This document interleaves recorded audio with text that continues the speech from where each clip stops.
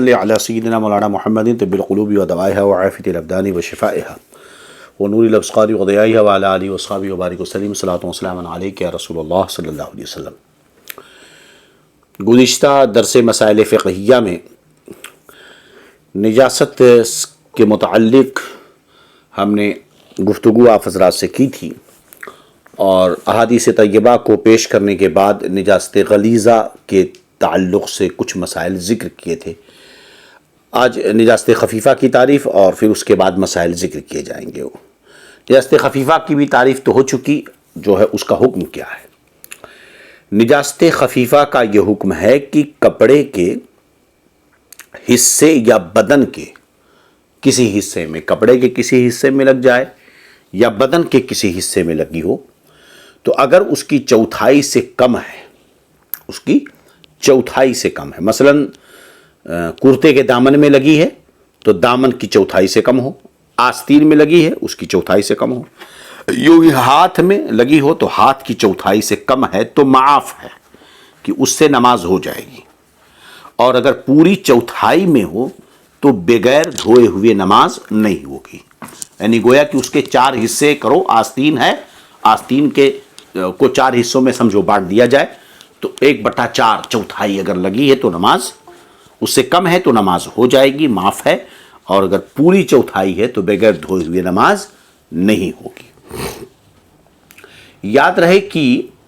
نجاست خفیفہ اور غلیظہ کے جو الگ الگ حکم بتائے گئے ہے نا، کہ وہاں پر درہم کی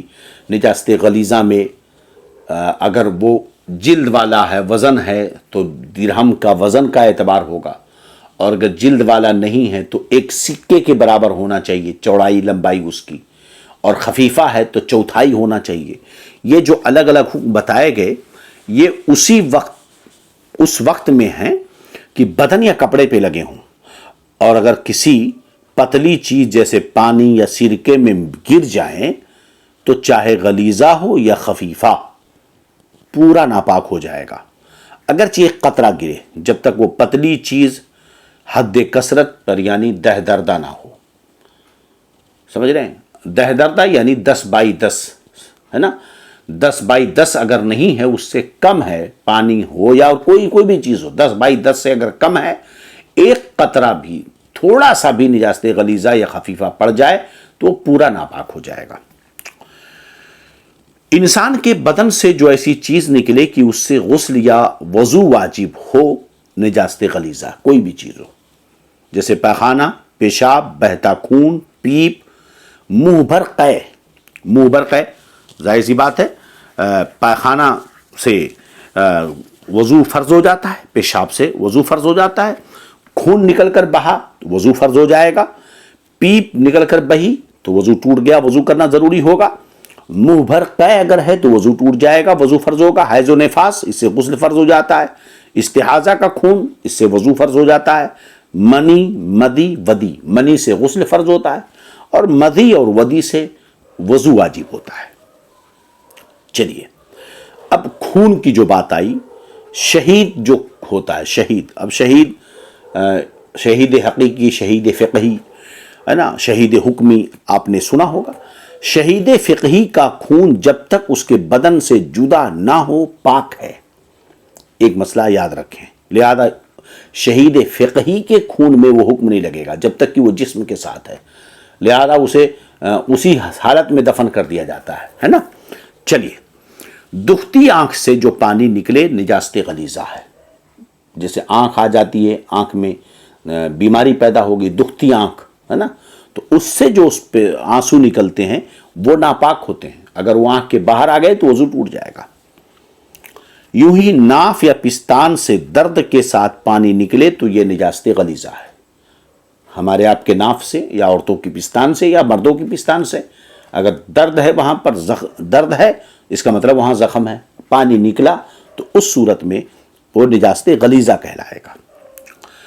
بلغمی رطوبت ناک یا منہ سے نکلے نجس نہیں ہے۔ بلغمی رطوبت وہی جو بلغم وغیرہ جو نکلتا ہے ناک سے نکلے یا منہ سے، اگرچہ پیٹ سے چڑھے، اگرچہ بیماری کے سبب ہو، بہرحال وہ ناپاک نہیں، کیونکہ بلغم میں چکناہٹ ہوتی ہے، اگر وہ پیٹ سے چڑھ کر کے منہ کے ذریعہ نکلا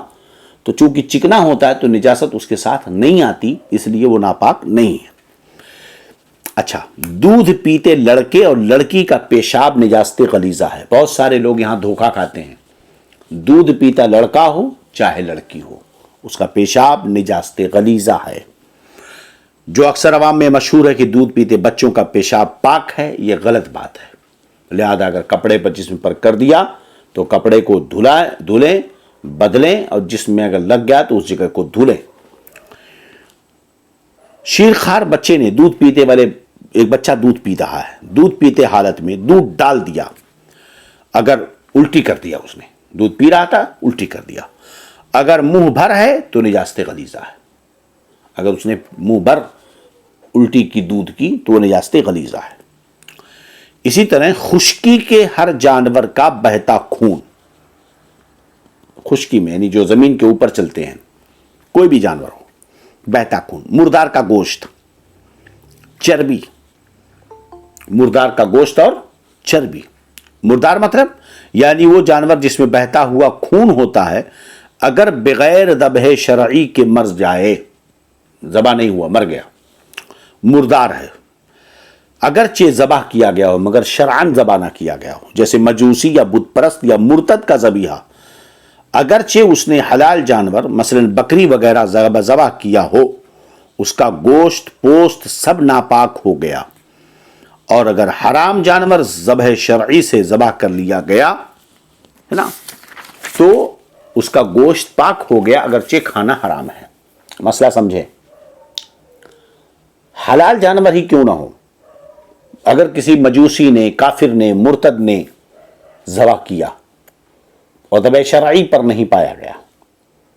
تو ظاہر سی بات ہے ان کا ذبح کیا اور ذبح شرعی نہ ہوگا تو وہ ناپاک ہوں گے۔ یا اور اگر حرام جانور کو کسی نے ذبح شرعی پر، مثلا کتے کو کسی نے بسم اللہ اللہ اکبر کہہ کے ذبح کر دیا، سمجھ رہے ہیں کہ نہیں، تو گوشت تو پاک ہو گیا مگر اس کا کھانا حرام ہے، کسی مسلمان نے ذبح کر دیا تو۔ ایک مسئلے کی صورت بتا رہے ہیں، گوشت اس کا حرام ہے، پاک بے ایمانہ کہ اگر لگ جائے تو ناپاک نہیں ہوگا جسم سے، تو گوشت پوست اگرچہ کھانا حرام ہے، پاک ہے، مگر سوائے خنزیر کے کہ وہ نجس العین ہے، اسے کوئی بھی ذبح کرے وہ ناپاک ہی ناپاک، کسی طرح پاک نہیں ہوگا۔ حرام چوپائے جیسے کتا، شیر، لومڑی، بلی، چوہا، گدھا، کھچر، ہاتھی، سور کا پیخانہ، پیشاب اور گھوڑے کی لید، اور حلال جانور چوپائے کا پیخانہ جیسے گائے، بھینس کا گوبر، بکری، اونٹ کی میگنی، اور جو پرندہ کی اونچا نہ اڑے جیسے مرغی وغیرہ اس کی بیٹ، جیسے مرغی، بطخ، چھوٹی ہوئی خواہ بڑی ہو، چھوٹی ہو چاہے بڑی ہو، ہر قسم کی شراب، نشہ لانے والی تاڑی، سیندی، سانپ کا پیخانہ، پیشاب، اس جنگلی سانپ اور میڈک کا گوشت جس میں بہتا خون ہے، اگرچہ ذبح کیے گئے ہوں، سب ناپاک۔ یوں ہی ان کی کھال اگرچہ پکا لی گئی ہو، اور سور کا گوشت اور ہڈی اور بال اگرچہ ذبح کیا گیا ہو، یہ سب نجاست غلیظہ ہیں۔ یہ سب کیا ہیں؟ نجاست غلیظہ ہیں۔